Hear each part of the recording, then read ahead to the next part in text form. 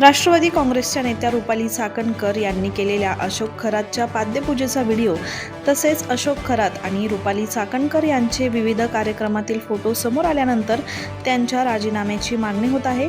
याच दरम्यान रुपाली चाकणकर यांच्याच पक्षातील नेत्या रुपाली पाटील ठोंबरे यांनी सोशल मीडियावर केलेल्या पोस्टची चर्चा रंगली आहे। राज्य महिला आयोगाच्या रुपाली चाकणकर फरार, बजाव ताली अशी पोस्ट रुपाली पाटील यांनी केली आहे। रुपाली पाटलांच्या या पोस्टमुळे एकच खळबळ उडाली आहे। दरम्यान अशोक खरात प्रकरणी काल रुपाली पाटील यांनी पत्रकार परिषद घेत रुपाली चाकणकरांच्या राजीनाम्याची मागणी देखील केली होती। नाशिकमधील विषय कोणत्या पक्षाचा किंवा जातीचा नाही, हा महिलांचा विषय आहे। खरंच ट्रस्टवर राज्य महिला आयोगाच्या अध्यक्षा रुपाली चाकणकर आहेत, त्यामुळे पोलीस कारवाई करत नव्हते का? 58 व्हिडिओ आहेत म्हणजे 58 महिलांवर अत्याचार झालेत का? रुपाली चाकणकर राज्य महिला आयोग अध्यक्षपदावरून पायउतार झाल्या पाहिजेत, त्याशिवाय तपास पूर्ण होणार नाही असंही त्यांनी म्हटलंय। राष्ट्रीय महामार्गांवर प्रवास करणाऱ्या वाहन चालकांसाठी महत्त्वाची बातमी समोर आली आहे। फास्टॅग अॅन्युअल पास आता महाग होणार असून 1 एप्रिल 2026 पासून नव्या दरांची अंमलबजावणी होणार आहे। राष्ट्रीय महामार्ग प्राधिकरणाकडून वार्षिक पासच्या किमतींमध्ये वाढ करण्यात आली आहे। राष्ट्रीय महामार्ग प्राधिकरणाने फास्टॅगच्या किमतीत 75 रुपयांनी वाढ केली आहे। आधी हा पास 3000 रुपयांना मिळायचा, आता 1 एप्रिल पासून हा पास 3075 रुपयांना मिळणार आहे। या निर्णयामुळे फास्टॅग अॅन्युअल पास महाग झालाय। नवीन दर 1 एप्रिल 2026 पासून लागू होणार असून लाखो वाहन चालकांवर याचा थेट परिणाम होणार आहे। फास्टॅग अॅन्युअल पास हा प्रामुख्यानं खासगी वाहनांसाठी लागू आहे। या पासमध्ये 1 वर्षाची वैधता किंवा 200 टोल प्रवास जे आधी पूर्ण होईल अशी सुविधा मिळते। यामुळे वारंवार टोल भरण्याची गरज कमी होते आणि प्रवास अधिक सोपा आणि जलद होतो। हा पास ऑनलाईन सहज उपलब्ध आहे। राजमार्ग यात्रा ॲप किंवा अधिकृत वेबसाईटवर जाऊन अर्ज करता येतो। काल गुढीपाडव्यानिमित्त आयोजित करण्यात आलेल्या मेळाव्यात मनसे प्रमुख राज ठाकरे यांनी विविध विषयांवर भाष्य केलं। शेतकरी आत्महत्येच्या मुद्द्यांवर देखील राज ठाकरे यांनी भाष्य केले। तसेच राज्यावर असणाऱ्या कर्जाच्या संदर्भात बोलताना राज ठाकरेंनी मुख्यमंत्री देवेंद्र फडणवीस यांना टोला लगावलाय। पृथ्वीराज चव्हाण महाराष्ट्राचे मुख्यमंत्री असताना राज्यावर 2 लाख कोटींचं कर्ज होतं, आता ते कर्ज 11 लाख कोटींवर गेलं असल्याचं राज ठाकरेंनी म्हटलंय। राज्याचे मुख्यमंत्री देवेंद्र फडणवीस आणि माजी मुख्यमंत्री पृथ्वीराज चव्हाण यांच्या काळातील महाराष्ट्राची तुलना राज ठाकरे यांनी केली आहे। राज्यावर कर्ज किती आणि याआधी किती होतं याची मांडणी करताना आजी माजी मुख्यमंत्र्यांची राज ठाकरेंनी तुलना केली आहे। संदर्भ देताना राज्याचे मुख्यमंत्री देवेंद्र फडणवीस यांना त्यांनी टोला लगावलाय। मुख्यमंत्री बोलत आहेत, विकास करत आहोत, महाराष्ट्राला 3 ट्रिलियनची इकॉनॉमी बनवायची आहे असे ते बोलत आहेत, पण महाराष्ट्रावर 11 लाख कोटींचं कर्ज असल्याचं राज ठाकरे यांनी म्हटलंय। पृथ्वीराज चव्हाण यांच्या काळात फक्त 2 लाख कोटींचं कर्ज महाराष्ट्रावर होतं असं राज ठाकरे यांनी म्हटलंय।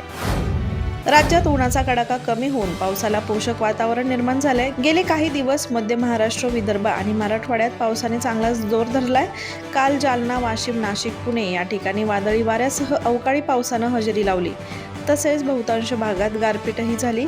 आज मध्य महाराष्ट्र, मराठवाडा आणि विदर्भाच्या दक्षिणेकडील जिल्ह्यांमध्ये वादळी वाऱ्यांसह पावसाची शक्यता असल्यानं येलो अलर्ट देण्यात आलाय। उर्वरित राज्यात तुरळक ठिकाणी विजांसह हलक्या पावसाची शक्यता आहे। आज मध्य महाराष्ट्र, मराठवाडा आणि विदर्भात ताशी 30 ते 40 किलोमीटर वेगाने वारे, मेघगर्जना, विजांसह वादळी वाऱ्यासह पावसाचा अंदाज असल्याने येलो अलर्ट देण्यात आलाय।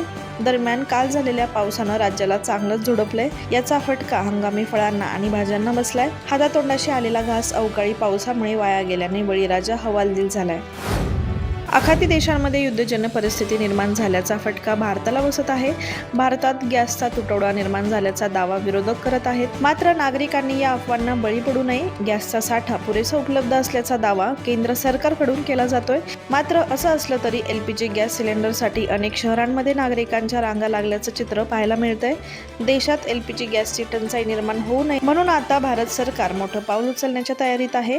भारत आता रशियाकडून LPG खरेदी करण्याची शक्यता आहे। याबाबतचे संकेत परराष्ट्र मंत्रालयाचे प्रवक्ते रणधीर जयस्वाल यांनी दिले आहेत। रणधीर जयस्वाल यांनी मध्य पूर्वेतील संघर्षाच्या पार्श्वभूमीवर ऊर्जा पुरवठ्यासाठी आपले पर्याय वाढवण्यासाठी केंद्र सरकार सर्व ठिकाणांहून LPG खरेदी करण्याचा प्रयत्न करत आहे।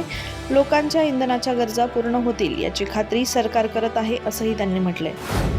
युद्ध सुरू होऊन जेमतेम 3 आठवडेही होत नाहीत तोवरच अमेरिकेवरील आर्थिक दबाव वाढत चालल्याचं दिसून येते. जगातील सर्वात मोठी अर्थव्यवस्था असलेल्या अमेरिकेचं कर्ज झपाट्यानं वाढतंय. अमेरिकेवरचं एकूण कर्ज 39 ट्रिलियन डॉलर्सपेक्षा जास्त असल्याची माहिती आहे. फक्त 2 महिन्यांपूर्वी हे कर्ज सुमारे 37 ट्रिलियन डॉलर्सच्या आसपास होतं. आता युद्ध सुरू झाल्यानंतर त्यामध्ये मोठी भर पडल्याचं दिसतंय. काही तज्ज्ञांच्या मते अमेरिकेवरील कर्जाचा हा आकडा लवकरच 40 ट्रिलियन डॉलर्सच्या दिशेने जाऊ शकतो. मात्र या कर्ज संकटात अमेरिकेचा संरक्षण विभाग पेंटागनकडून एक मोठी मागणी समोर आली आहे. पेंटागनने अमेरिकन संसदेपुढे युद्ध सज्जता आणि शस्त्र निर्मितीसाठी सुमारे 200 अब्ज डॉलर्सची मागणी केली आहे. त्यामुळे आता अमेरिकेची संसद नेमकी काय निर्णय घेते हे पाहावं लागेल. इस्रायलने गॅस फील्डवर हल्ला केल्यानंतर इराणने प्रतिहल्ला करत सौदी अरेबिया, कुवेत, कतार आणि UAE गॅस सुविधा आणि ऑइल रिफायनरींवर मिसाईलची तसेच ड्रोनचा मारा केलाय. सौदी अरेबियातून यानबू बंदरात असलेल्या समरेफ तेल शुद्धीकरण प्रकल्पावर हवाई हल्ला झाला. होर्मुझ सामुद्रधोनी बंद असल्यामुळे बहुतेक तेल आता यानबू बंदरातून पाठवलं जातंय. याशिवाय UAE आणि कतारमधील तेल आणि वायू प्रकल्पांवर ड्रोन हल्ले झाले आहेत.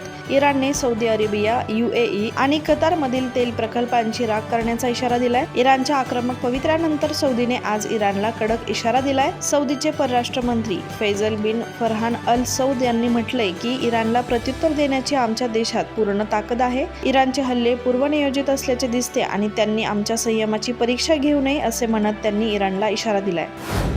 उत्तर कोरियाचे नेते किम जोंग उन यांनी देशात नुकत्याच झालेल्या संसदीय निवडणुकीत पुन्हा एकदा दणदणीत विजय मिळवलाय. त्यांच्या वर्कर्स पार्टी ऑफ कोरिया आणि मित्रपक्षांना 99.93% मते मिळाली आहेत. 15 मार्च रोजी 15व्या सुप्रीम पीपल्स असेंब्लीच्या सदस्यांची निवड करण्यासाठी ही निवडणूक पार पडली. उत्तर कोरियाच्या सरकारी वृत्तसंस्थेने दिलेल्या माहितीनुसार सत्ताधारी गटानं पाठिंबा दिलेले सर्व उमेदवार या निवडणुकीत विजयी झाले आहेत. अधिकृत आकडेवारीनुसार 99.93% लोकांनी किम यांच्या पक्षाच्या बाजूने मतदान केलंय. मात्र सरकारी प्रसार माध्यमांनी हे प्रमाण 99.97% असल्याचं सांगितले असून मतदानाची टक्केवारी आश्चर्यकारक 99.99% इतके नोंदवण्यात आली आहे. परदेशात किंवा समुद्रात कामावर असल्यामुळे केवळ 0.0037% नोंदणीकृत मतदार मतदान करू शकले नाहीत, तर 0.0003% कमी मतदारांनी मतदानाकडे पाठ फिरवली असा दावा करण्यात आलाय.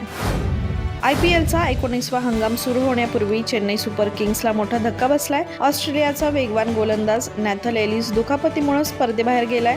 चेन्नई सुपर किंग्सकडून आता नॅथन एलिसच्या जागी बदली खेळाडूचा शोध घेतला जातोय. स्पोर्ट्स स्टारच्या रिपोर्टनुसार नॅथन एलिस हॅमस्ट्रिंगच्या दुखापतीमुळे स्पर्धेबाहेर गेलाय. नॅथन एलिस IPL बाहेर गेल्यानं चेन्नई सुपर किंग्सला मोठा धक्का बसलाय. चेन्नई सुपर किंग्सच्या टीमसाठी डेथ ओव्हर स्पेशालिस्ट म्हणून नॅथन एलिस महत्त्वाची कामगिरी करू शकला असता. स्पोर्ट्स स्टारनुसार चेन्नई सुपर किंग्स नव्या खेळाडूच्या शोधात आहेत. चेन्नई सुपर किंग्सचे CEO KS विश्वनाथन यांनी नॅथन एलिस महत्त्वाचा वेगवान गोलंदाज होता. तो डेथ ओव्हरमध्ये महत्त्वाची कामगिरी करू शकला असता. आमच्यासाठी हा मोठा धक्का असल्याचं म्हटलंय. CSKचा यापूर्वीचा वेगवान गोलंदाज मथिशा पथिराना या हंगामात KKR कडून खेळणार आहे. KKRनं पथिरानासाठी 18 कोटी रुपये मोजले आहेत. मनोरंजन विश्वातून दुःखद बातमी समोर आली आहे. प्रसिद्ध फॅशन डिझायनरच्या आईचं निधन झालंय. बॉलिवूडचा प्रसिद्ध फॅशन डिझायनर मनीष मल्होत्राची आई म्हणजेच गरिमा मल्होत्रा यांनी वयाच्या 94व्या वर्षी अखेरचा श्वास घेतलाय. मनीष मल्होत्राच्या आईच्या निधनाची बातमी समजताच अवघं बॉलिवूड मनीष मल्होत्राच्या निवासस्थानी पोहोचलंय. मनीष मल्होत्रा यांच्या आईचं निधन गुरुवारी संध्याकाळी झालं. सणासुदीलाच मनीष मल्होत्राच्या घरावर दुःखाचा डोंगर कोसळलाय. मनीष मल्होत्राचे आपल्या आईसोबत खूप खास नाते होते. तो कायम सोशल मीडियावर आपल्या आईसोबतचे फोटो शेअर करून प्रेम व्यक्त करायचा. आईच्या अशा अचानक जाण्याने मल्होत्रा कुटुंबावर शोककळा पसरली आहे. मनीष मल्होत्रा हे भारतातील एक प्रसिद्ध फॅशन डिझायनर आहेत. बॉलिवूडच्या कलाकारांचे कपडे ते कायम डिझाईन करताना दिसतात. त्यांनी अनेक हिट चित्रपटांसाठी कपडे डिझाईन केले आहेत. कलाकार आपल्या महत्त्वाच्या समारंभांसाठी मनीष मल्होत्रा यांच्याकडून कपडे डिझाईन करून घेतात. त्यांना अनेक पुरस्कारही मिळाले आहेत.